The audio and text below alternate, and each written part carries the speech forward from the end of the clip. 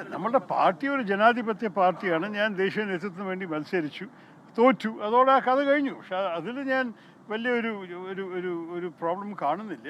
ഞാൻ മാത്രമല്ലല്ലോ, പാർട്ടിയുടെ ചരിത്രത്തിൽ പല തെരഞ്ഞെടുപ്പും നടന്നിട്ടുണ്ട്. പാർട്ടിയുടെ നേതൃത്വത്തിന് വേണ്ടിയിട്ട് പലവരും ജയിച്ചിട്ടും തോറ്റിട്ടുണ്ട്. അതുപോലെ ഞാനും ജയിച്ചു, മത്സരിച്ചു, തോറ്റു. ഇടയ്ക്ക് ചില പ്രസ്താവനകൾ നരേന്ദ്രമോദിയൊക്കെ പിന്തുണയ്ക്കുന്നത്.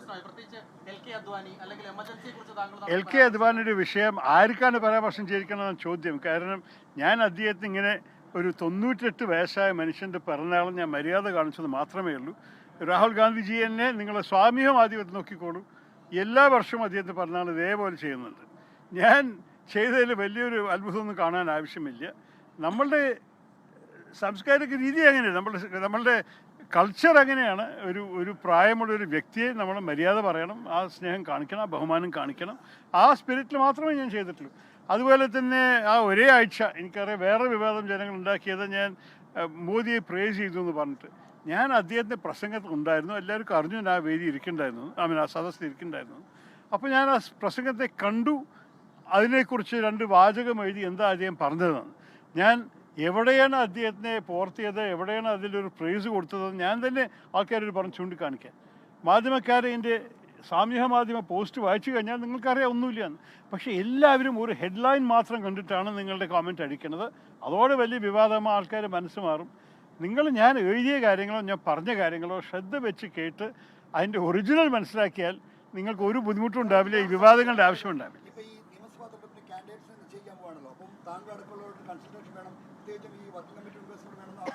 അത് ഒരു സംശയവുമില്ല, കോൺസൾട്ടേഷൻ ഉണ്ടാവുന്ന ആ വാക്ക് എന്നോട് പറഞ്ഞു കഴിഞ്ഞൊരു കാര്യമാണ്. പക്ഷേ സ്ക്രീനിങ് കമ്മിറ്റിക്ക് ഒരു പ്രത്യേക റോളുണ്ട്. നമ്മൾ കേരളത്തിൻ്റെ പാർട്ടി സ്ട്രക്ചറിൻ്റെ അകത്ത് ഒരു സ്ഥാനമുണ്ട്. ആ സ്ഥാനത്തിൽ ഞങ്ങൾ ഉറപ്പമായിട്ട് തമ്മിൽ സംസാരിക്കും.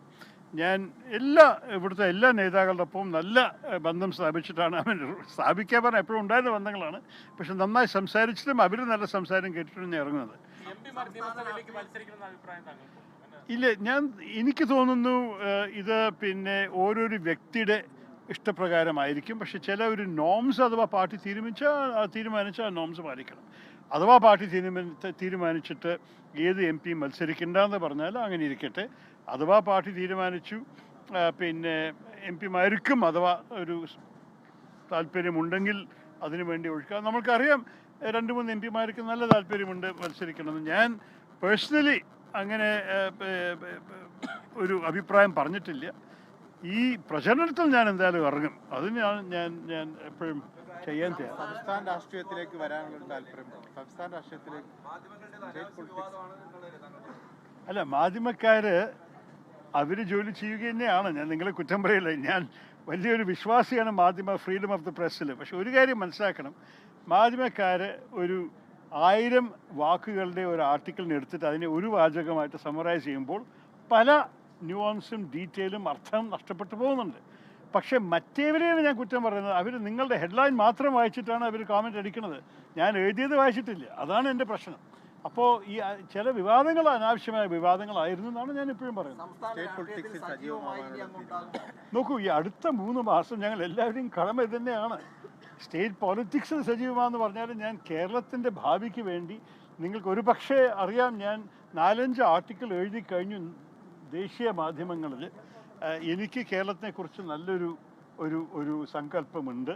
ഒരു സുഭദ്ര കേരളമായിട്ട് കാണണമെന്നാണ് എൻ്റെ ആഗ്രഹം.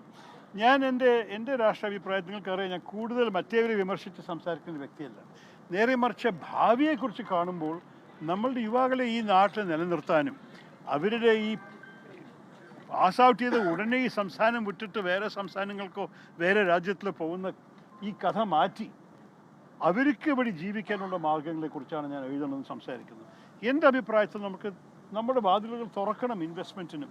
നമ്മൾക്ക് തൊഴിലിവിടെ ഉണ്ടാക്കിയാലാണ് ഈ നാട് നന്നാകാൻ പോകുന്നത്.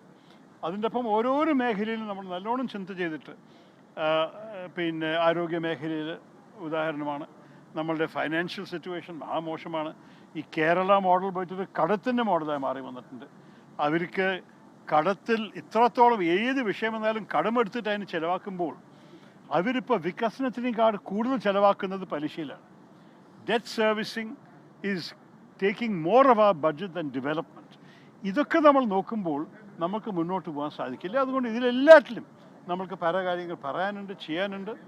എൻ്റെ അഭിപ്രായത്തിൽ പാർട്ടി ഒറ്റക്കെട്ടായിട്ട് ഈ അടുത്ത 3 മാസം ജനങ്ങളുടെ ഒപ്പം ശക്തമായി നിൽക്കും, ജനങ്ങളുടെ ആവശ്യങ്ങൾക്ക് വേണ്ടി നിൽക്കും. ഈ പാർട്ടി എൻ്റെ അഭിപ്രായത്തിൽ ഈ തവണ അധികാരത്തിൽ വരാൻ പോവുകയാണ്. എണ്ണം പറയാൻ നമ്മുടെ പ്രതിപക്ഷ നേതാവ് 100 എന്ന് പറഞ്ഞാൽ കേട്ടുമല്ലോ. ആ 100 നല്ലൊരു ഉദ്ദേശമാണ്, നോക്കാം.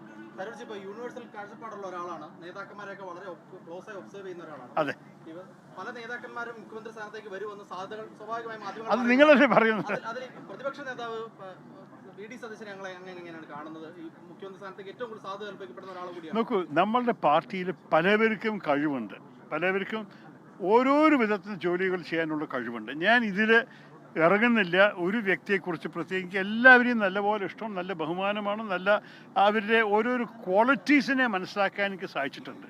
അപ്പോൾ ഞാൻ അവിടെ വിടട്ടെ.